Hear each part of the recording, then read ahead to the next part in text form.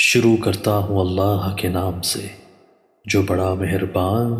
اور نہایت رحم کرنے والا ہے۔ حضرت ابو ہریرہ رضی اللہ تعالیٰ عنہ بیان کرتے ہیں، رسول اللہ صلی اللہ علیہ وآلہ وسلم نے فرمایا، ہر پیدا ہونے والا بچہ فطرت اسلام پر پیدا کیا جاتا ہے، پس اس کے والدین اسے یہودی بنا دیتے ہیں یا اسے نصرانی بنا دیتے ہیں یا اسے مجوسی بنا دیتے ہیں۔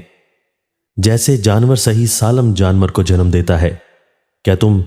اس میں سے کسی کا کان کٹا ہوا محسوس کرتے ہو؟ پھر انہوں نے یہ آیت پڑھی،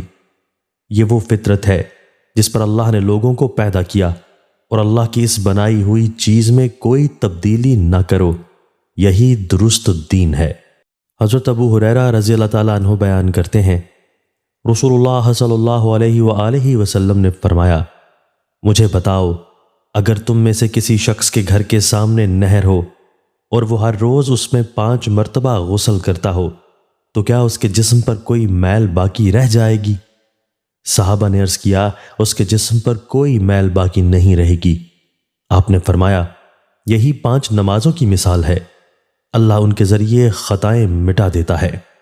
حضرت ابن عباس رضی اللہ تعالیٰ عنہ بیان کرتے ہیں، رسول اللہ صلی اللہ علیہ وآلہ وسلم نے فرمایا، 3 قسم کے لوگ اللہ کو سخت ناپسند ہیں، ایک حرم میں ظلم و ناانصافی کرنے والا، 2 اسلام میں جاہلیت کا طریقہ تلاش کرنے والا،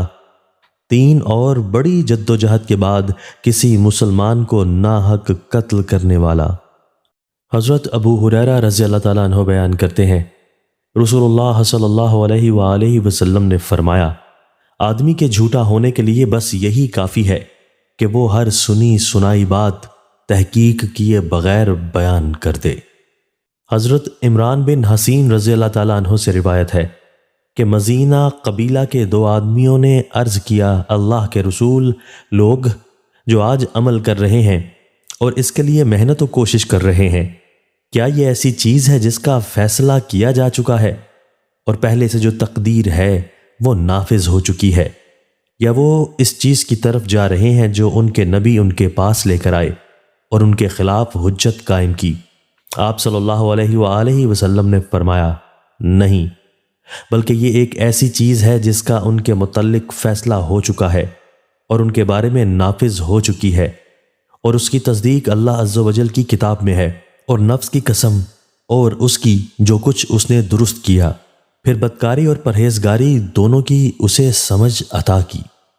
حضرت ابن مسعود رضی اللہ تعالیٰ عنہ بیان کرتے ہیں، رسول اللہ صلی اللہ علیہ وآلہ وسلم نے فرمایا، اللہ اس شخص کے چہرے کو تر و تازہ رکھے جس نے میری حدیث کو سنا،